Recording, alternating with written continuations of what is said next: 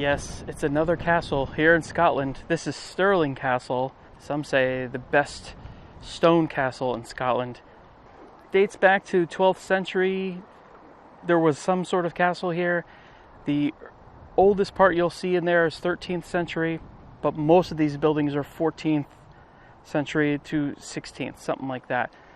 So amazing history. So I'm going to take you on a tour and show you what it looks like in there.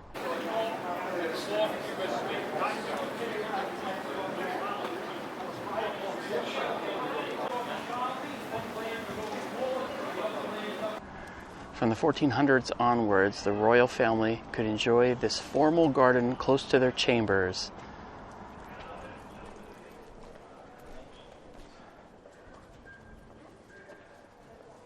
So I'm reading a plaque in the garden here. Look at this. The world's oldest football was discovered in this palace. Here it is. Isn't that crazy? It's been out of play for more than 400 years.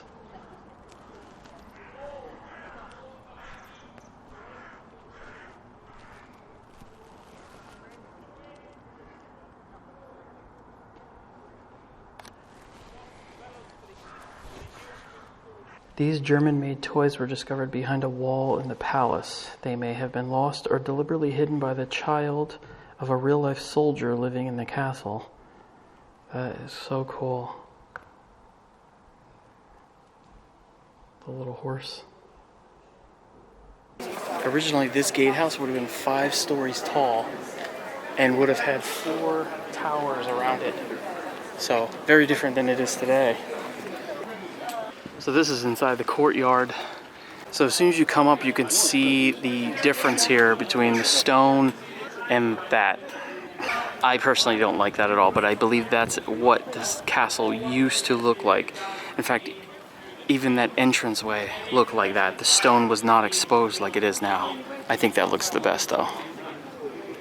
You know, with the stone exposed. This is just not my style at all, but this was called King's Gold, and the whole castle would have looked like this. It's like a plaster that goes over the stone. So like the stone wasn't exposed like it is now. I think that looks far better. But this is the palace. This is I think the huge dining area, dining hall. And this was the main palace built by King James V.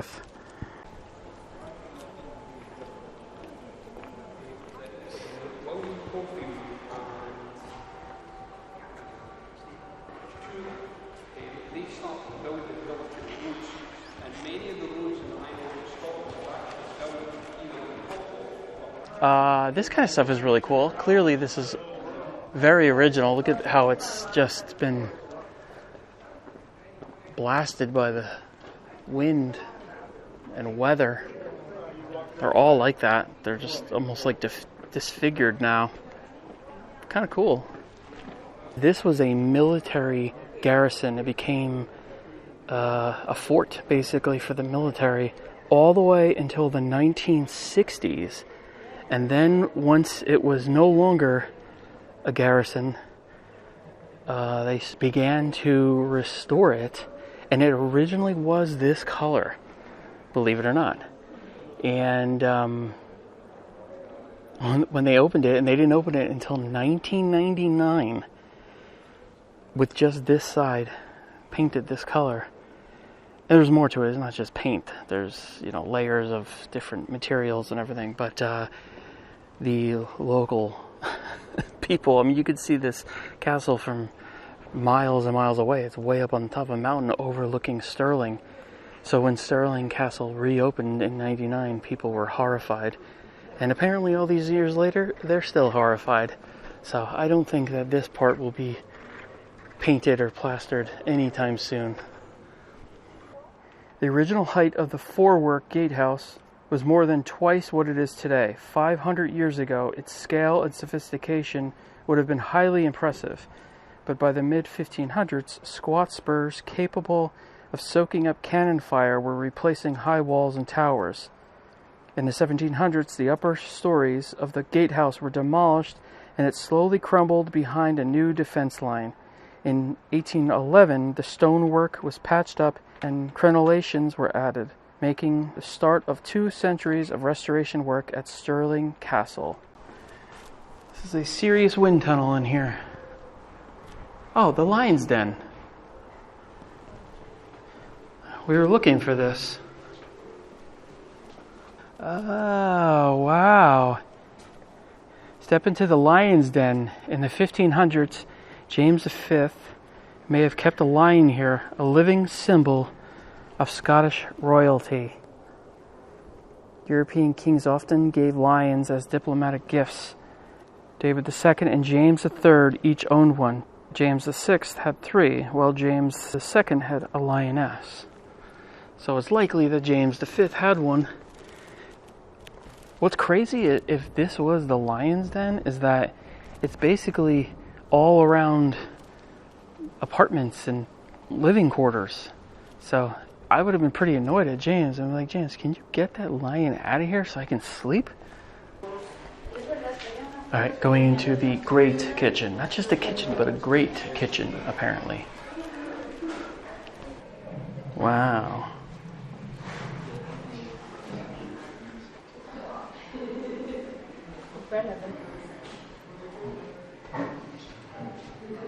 Very dark in here.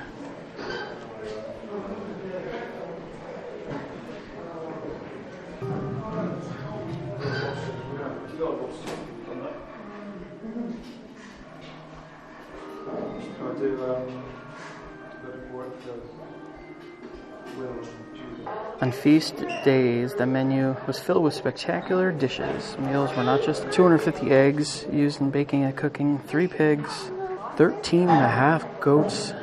Wow.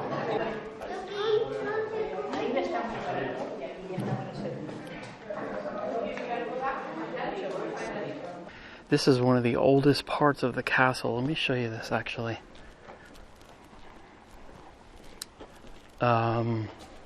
Yeah, this was the north gate. This is the oldest surviving part of Stirling Castle. The passageway here is from a gatehouse built in 1381 for King Robert II, grandson of Robert and Bruce, and the first of the Stuart monarchs. Oh yeah, you can see parts of the original Hercules in there.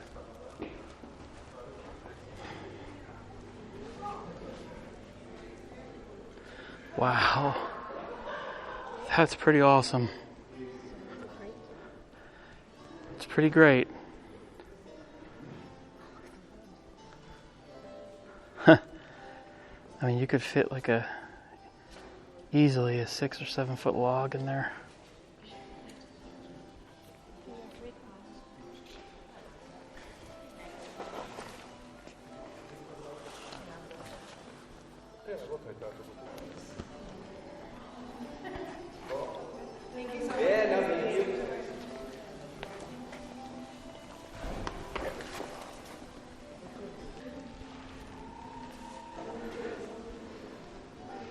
That's where King James would have sat.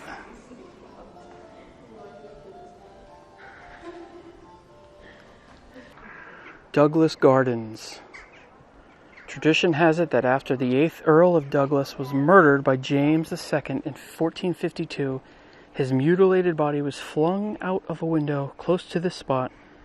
The 2 men had been rowing about a suspected plot against the king himself. So his body could have fallen from one of these windows and landed here in this beautiful garden here. Look at this. Look how gorgeous this is. Who doesn't want their backyard to look like this? Wow, that sunbeam. Whoa, that is cool.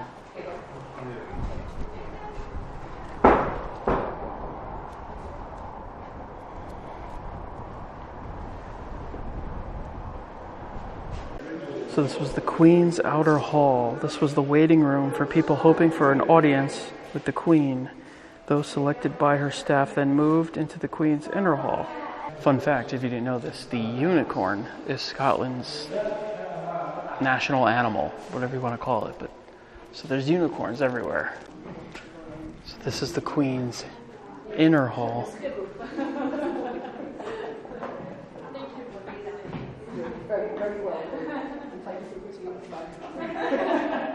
Beautiful fireplace.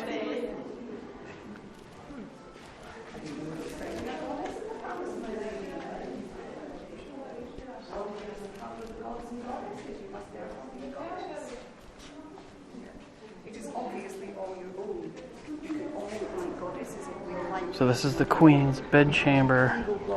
This room was reserved for the Queen and her most important visitors. The great state bed was symbolic. She slept in a small room nearby. Look for 3 birds shot by a single arrow painted on the ceiling, a mark of Queen Mary of Guise's family.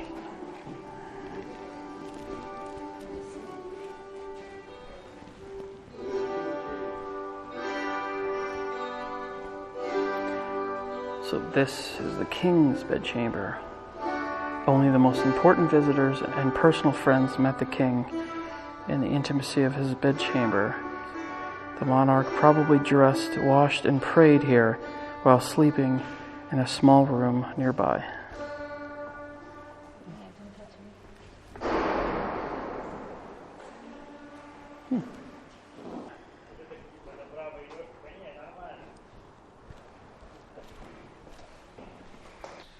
The North Gate kitchens, first recorded in 1381, this is the oldest surviving part of the castle.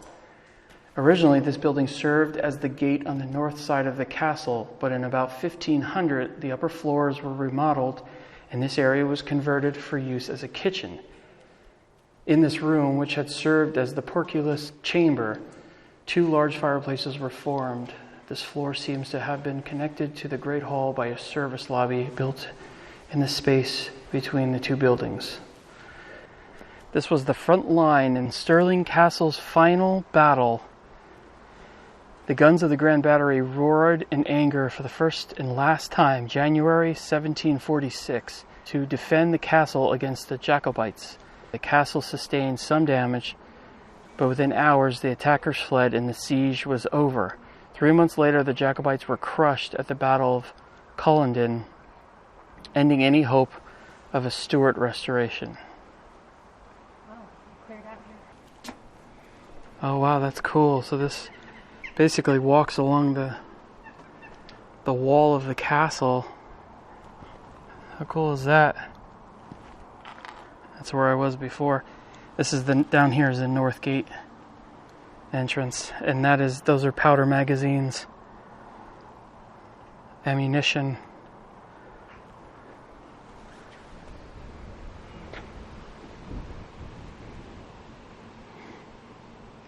So again, the whole castle at some point looked like that, with that king's gold. Was this the dungeon? The basement? Where does this go? This is going deep, and it smells. Whoa, those stairs are weird.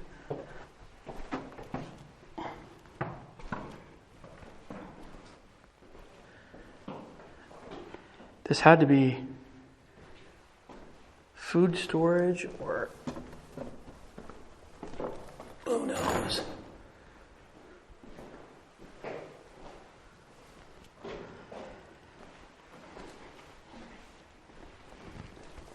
Ugh.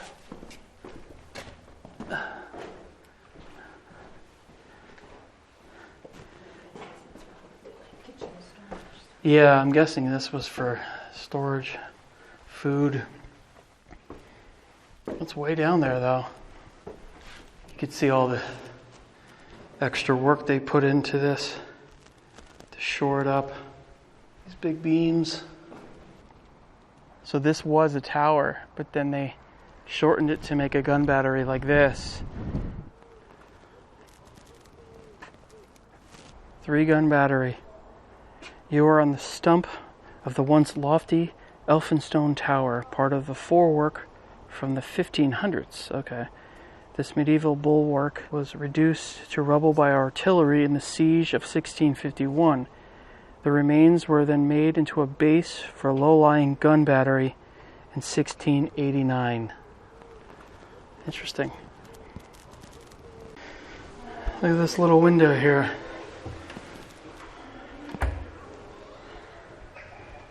It's pretty neat. There's a couple of them. So that would have been down below in the lion's den. I guess it would have been pretty cool to have a lion down there. So the shields that were on the ceiling of most of those rooms, those were all reproductions, obviously. These are some of the originals. Mary of Guise, Madeline. Oh, so some of them are replicas, but yeah. That's the original. Oh, I see. Yeah, so you can really kind of see the difference between this one as a replica and then this is likely, I mean, I'm sure it had been redone over time, but that's amazing. The court jester is like, looks like he's got some intestinal issues. Look at this one. This guy's crazy looking.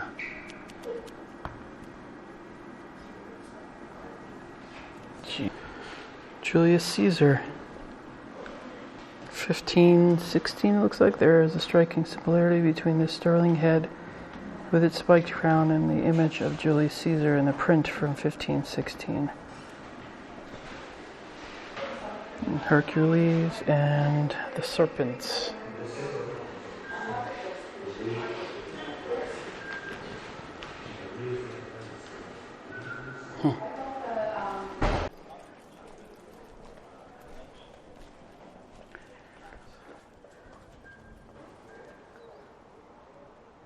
That's cool. Look how the water came down. Look at the faces just below that too. The more you look at that, the more you see the detail. This is the Prince's Walk that led up to his tower there. Gruesome monsters and strange creatures are sculpted on this. Some look ready to hurl missiles towards any English invaders. Look for real and imaginary animals like pigs and dragons. These sculptures were probably painted and perhaps gilded. That's the devil. Oh, this is the devil. Yeah.